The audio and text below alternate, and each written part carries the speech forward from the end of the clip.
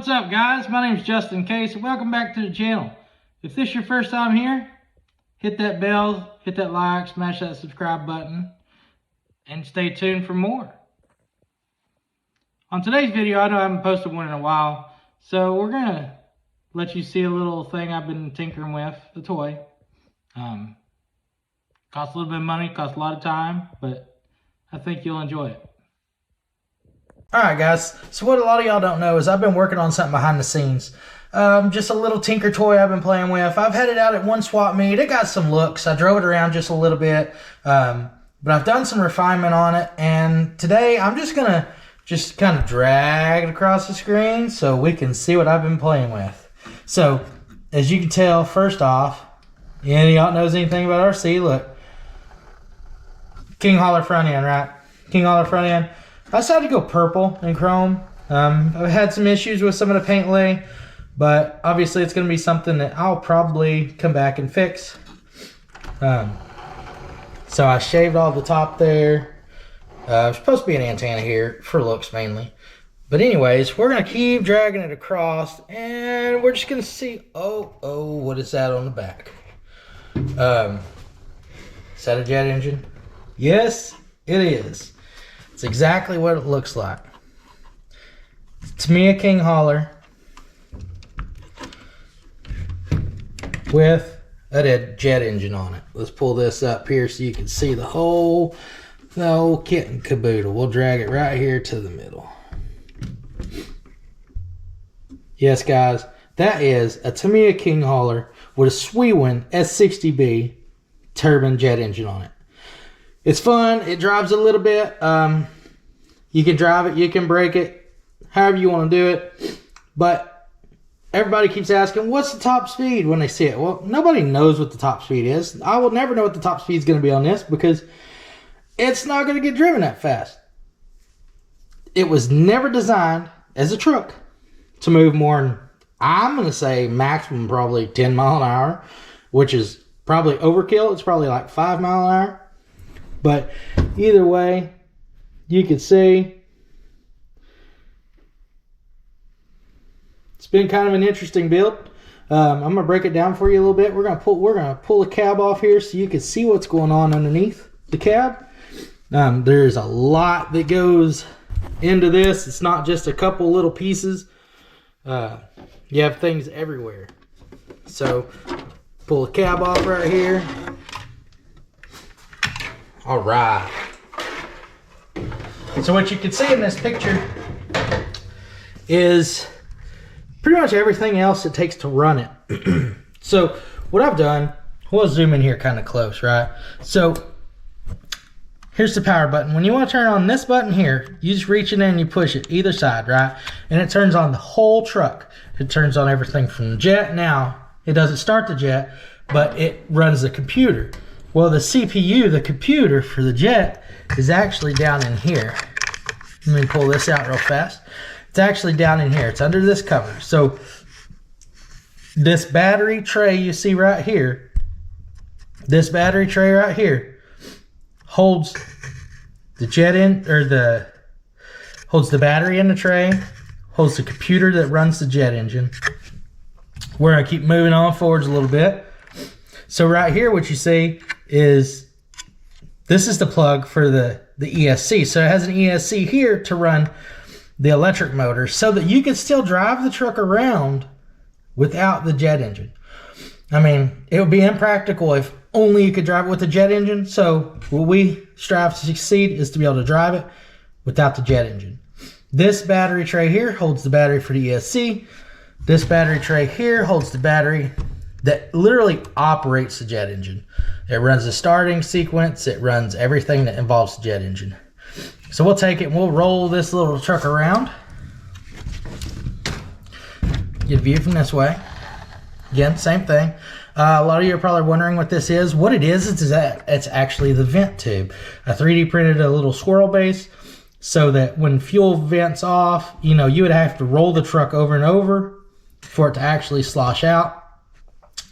This tube is pinched off and soldered. Generally, this would be what I would use as a fill tube, but I'm actually filling through the fuel pump. Now, if you look down here, you see the fuel pump kind of disappears. The hose goes down and disappears in here. Now, right here, you can see the end of the computer that actually runs the jet engine right in there. There's a bunch of plugs. There's a lot of wires that go to it. But anyway, so I got the fuel tank. I got the fuel tank bracket mount that holds it down. Now, this is where we get a little sneaky. Anybody see where the fuel pump is yet? The fuel pump is, I didn't have enough room, so the fuel pump is inside the fake fuel tank. So if you look right here in the back, you see the fuel lines coming out of that fuel tank. The fuel pump is actually inside there because there was not enough room to be able to get anything under it. You know, it still has the drivetrain that it did have. See electrical wires everywhere. I mean, I tried to tuck them, kind of get them pinched up, hidden, so they're not laying out everywhere everybody can see them. Again, jet engine, wiring. So what I'll do is, maybe not today, because, well, it's like 10 degrees out, and there's ice on the ground, and everybody around here is freaking out about the weather. But one day, before too long, I'll get this little Joule out, and we'll run it. I've got a couple of videos. Actually, I've got one decent video before I had any of the nice work done, whenever it was still really crude.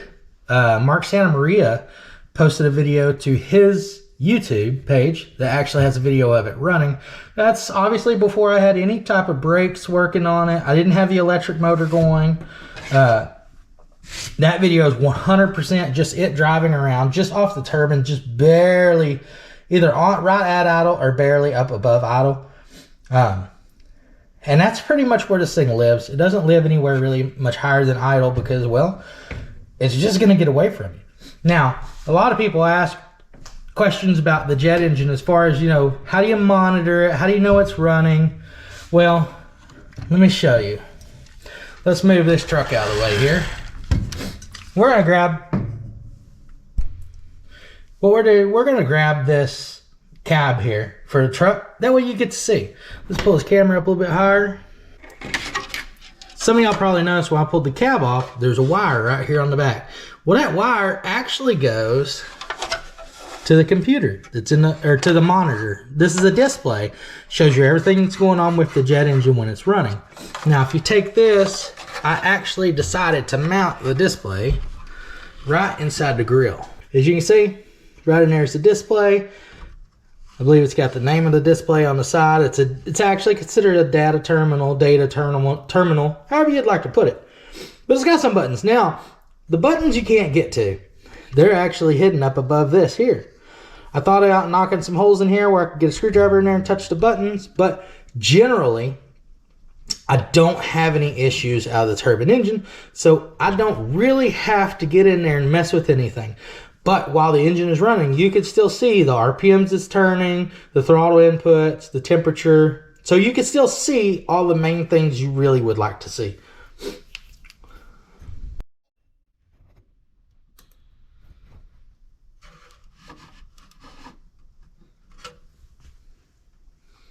So I'm sure you guys probably wonder what this looks like turned on. So what I'm going to do is I'm going to turn it on. I'll let y'all see what's going on, and we'll just... So I'm sure you guys have probably wondered what it looks like turned on. So we're going to turn this on right here. That way you can see what I'm talking about, the way it looks when the truck's on. So remember, my hand's over here on the side. I'm just going to press this one button to turn it on. And you see it's coming on.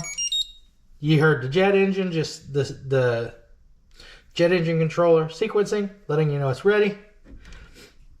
And you can see everything in there. You know, if you look at the bottom, you see my throttle input. It's throttle input right there. If I go full brake, right here, you see where it says ready, right there. It says ready. Now, if I go full throttle and let off, it actually goes into the starting sequence. You can hear it trying to start. We're gonna shut it down before we get it to start. So we just shut off the starting sequence because, well, we don't need it to run right now.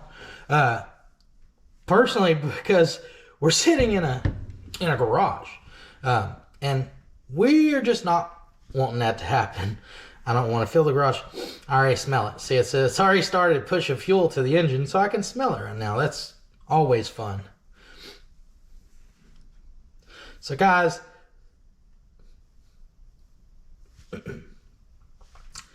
keep your eyes out. There may be more videos that come up on this truck. There may not be.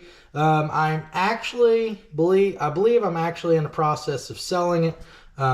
Yes, I know I just built it. Why would I sell it? Well, you know, might sell it and fund another project. It was fun while it lasted, but I think it may be time to move on to something new. Hey guys, thanks for watching. If you enjoyed this video, please like and subscribe. And hopefully I'll be getting more videos out here before too long. And I haven't posted one in a while, so stay tuned.